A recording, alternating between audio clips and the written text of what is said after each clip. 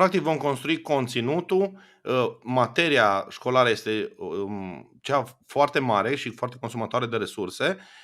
În timp, cu cât ne vom dori să adăugăm, de exemplu, la matematică, să nu fie doar un profesor, să fie 5 profesori care predau aceeași materie, practic se va face conținutul ori 5. Iar partea de dezvoltare personală ne vom adapta foarte mult după cerințele elevilor. Noi am început deja să facem chestionare din februarie anul trecut, prin care să îi întrebăm ce își doresc să învețe.